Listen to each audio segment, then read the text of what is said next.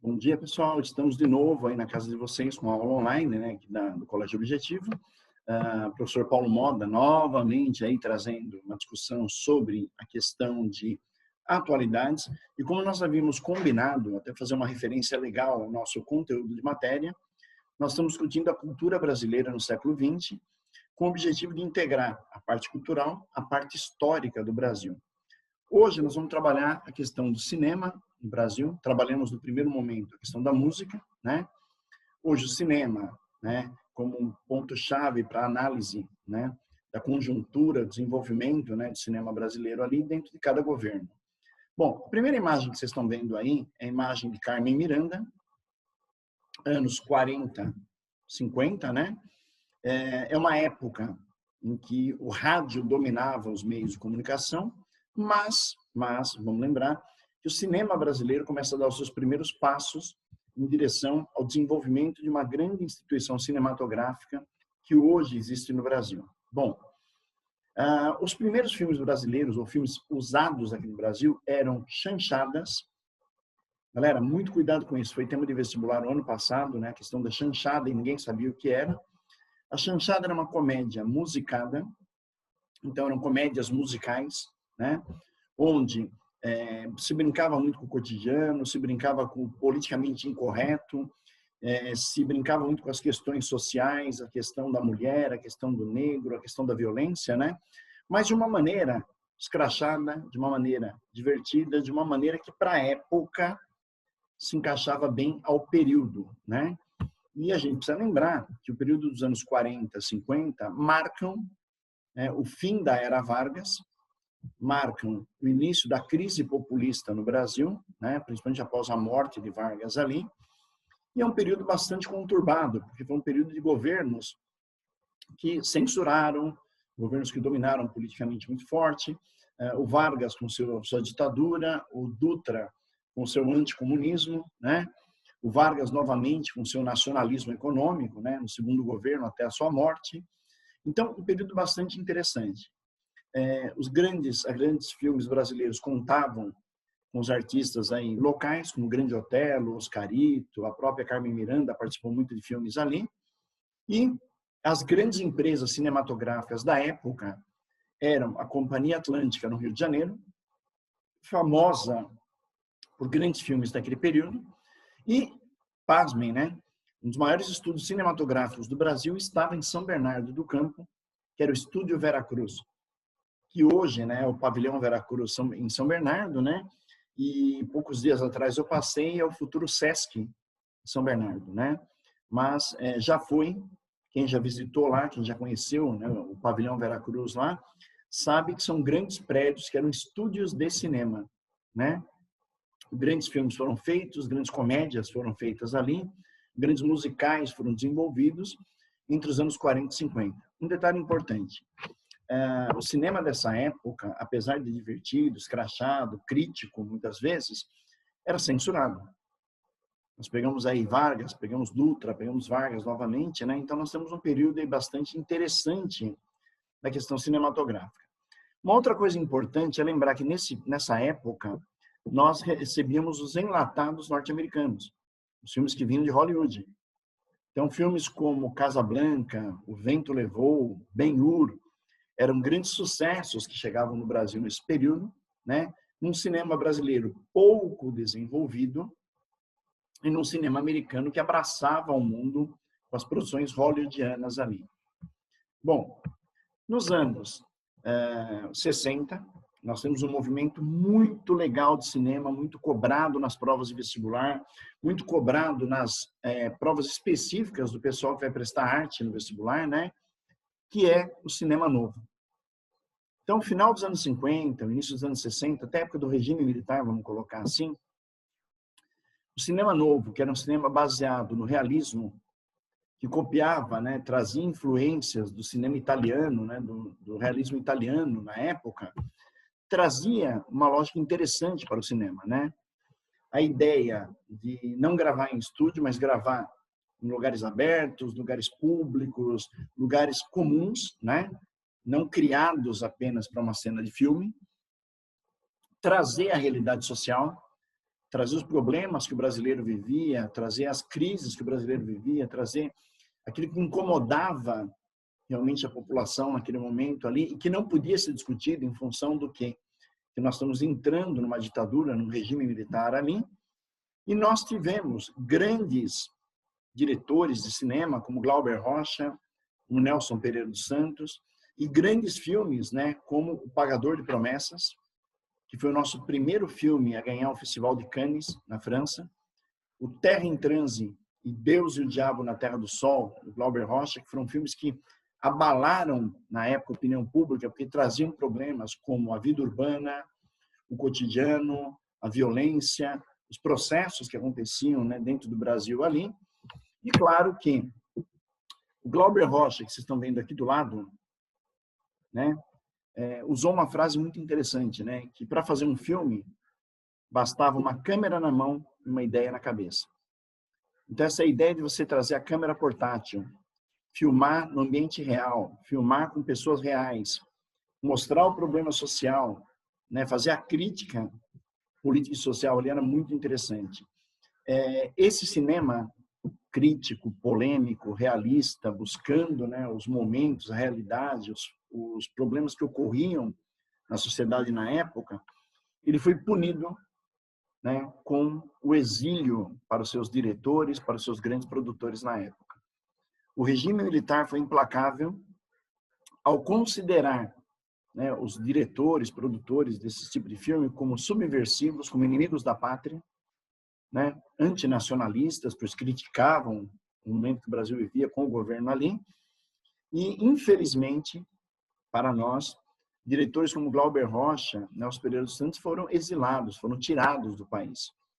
Então, a mesma coisa que aconteceu com a música, né, com Chico Buarque, Caetano Veloso, Gilberto Gil, na MPB, os grandes cantores, os grandes expoentes dos festivais de música dos anos 60 que acabaram indo para o exílio em função do que da repressão, em função do regime militar, o cinema viveu o mesmo processo, o cinema viveu a mesma causa e efeito, né, naquele período ali. Então é muito interessante para nós, é muito, né, pontual para nós lembrarmos que o cinema, assim como a música, assim como o teatro, que nós vamos falar na próxima aula, junto com a televisão, sofreram, né, com a perseguição, sofreram com a repressão, sofreram com a lei de exílio estabelecida, né, a partir de 68, 69 ali, e que esses caras ficaram, na sua maioria, fora do país, né, devido ao seu polêmico jeito de ser, até 1979. Por que 1979? Porque quando veio a lei de anistia. Então, no final do regime militar, nos últimos governos do regime militar em 79, houve uma lei de anistia e aí esses músicos, esses teatrólogos, esses cinematógrafos da época, né, puderam voltar para o Brasil, puderam retornar para o seu país, quando o governo militar anistiou, né, as pessoas que foram vítimas no início, né, de uma grande repressão, de uma grande expulsão do país, que foi o exílio naquele momento ali. Bom, nos anos 70 e 80, o cinema viveu uma decadência, e é explicável, né? Anos 70 foi o auge do regime militar, o início dos anos 70, era o auge da repressão, o auge da tortura, o auge das mortes aqui no Brasil, né? Os anos 80 foi um período também bastante difícil, por quê? Porque foi o final do regime, né, e um processo de transição em que nós vivemos um governo Sarney, pós-regime militar, que foi uma grande dor de cabeça para a população, tanto no aspecto político quanto no aspecto econômico, né, e consequentemente social. O cinema teve pouca expressão nesse período. Foi um período muito marcado pelas pornochanchadas, que eram filmes sem muito conteúdo, erotizados, mostrando o lado erótico, né, da mulher, o lado erótico da sexualidade, né, aqui no Brasil. Filmes infanto-juvenis, né, uma época que explodiram aquela sequência de filmes dos Trapalhões, por exemplo, que tinha todo ano um filme sobre ele, aquela coisa e tal. E nós tivemos algumas exceções no período, muito importantes, que foram produzidas e que foram bons filmes, né?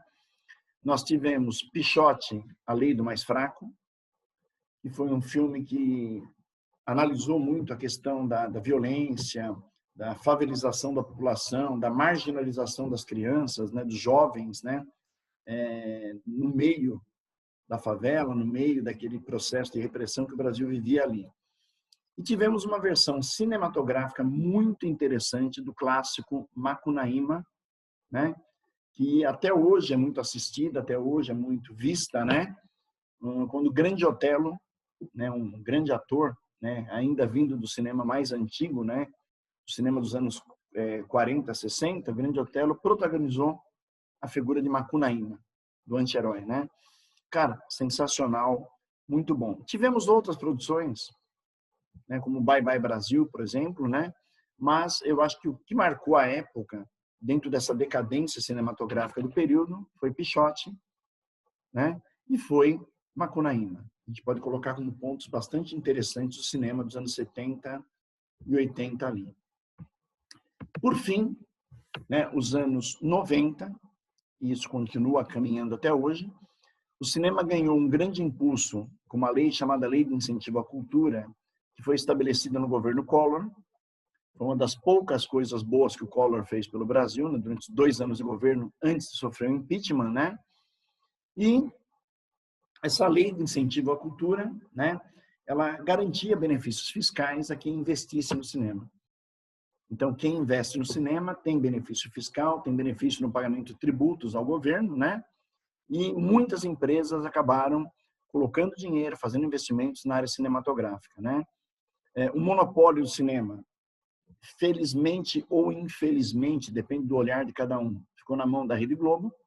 Ela criou uma empresa chamada Globo Filmes, que praticamente quase todo filme nacional, quase lançado aqui no país, é produzido pela Globo Filmes, em parceria com outras empresas aí. O Brasil começou a criar um cinema diferente, um cinema mais bem produzido, um cinema mais bem dirigido, um cinema mais complexo, vamos colocar assim. E o Brasil chegou em várias vezes a concorrer ao Oscar. Nós tivemos o filme Central do Brasil, que vocês estão vendo no cartaz aí, que concorreu ao melhor filme estrangeiro. Tivemos um outro filme brasileiro chamado O Quatrilho, que também concorreu com o melhor filme estrangeiro ao Oscar. Nós temos diretores brasileiros muito importantes trabalhando hoje no cinema americano, né? Nós temos animadores, né? Pessoal que trabalha com a prática da animação no cinema, trabalhando em grandes empresas como a DreamWorks, né? Como a Disney hoje, né?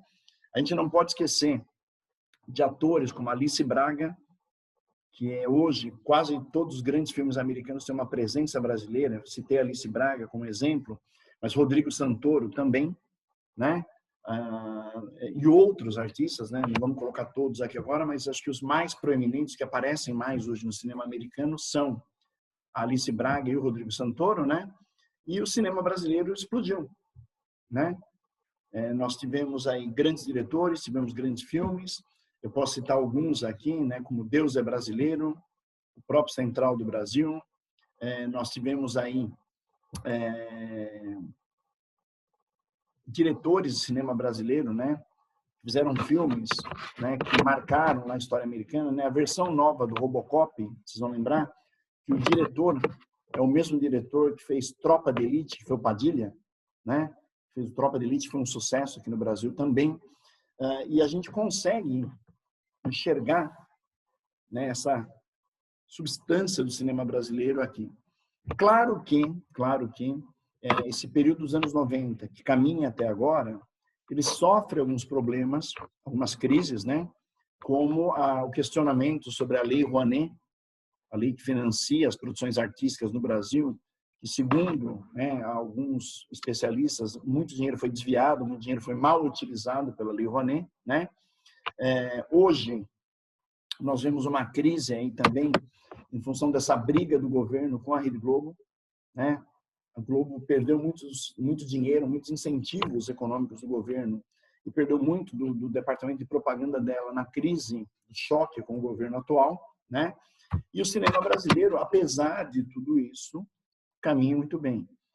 Na última edição do Oscar, nós tivemos a indicação de um documentário chamado Democracia em Vertigem, né, que chegou a ser indicado para o Oscar, o melhor documentário, né, mas não conseguiu levar a estatueta. Mas o fato de nós termos o cinema brasileiro com filmes, diretores, artistas, documentários, animações, né, indicadas para o maior prêmio do cinema mundial é interessante.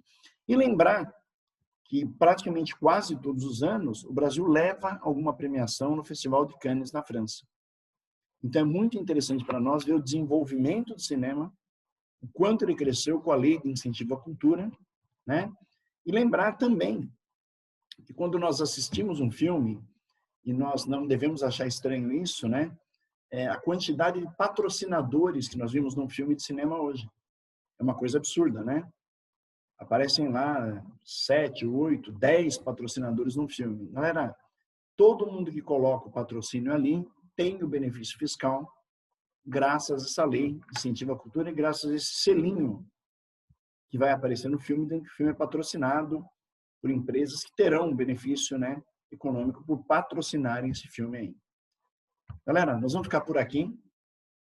Na próxima semana eu vou fazer uma discussão sobre o teatro e sobre o cinema, perdão, sobre a televisão, porque nós temos aí os 70 anos da televisão, que se comemoram esse ano aqui agora, né, de 1950 a 2020, e eu quero falar um pouco, né, do que é a televisão, o que ela representa, né, até o momento atual brasileiro aí, beleza? Agradeço novamente a vocês, espero vocês na próxima aula, muito obrigado pela atenção, estamos juntos aí. Valeu, gente. Obrigado, tchau, tchau, cuidem-se.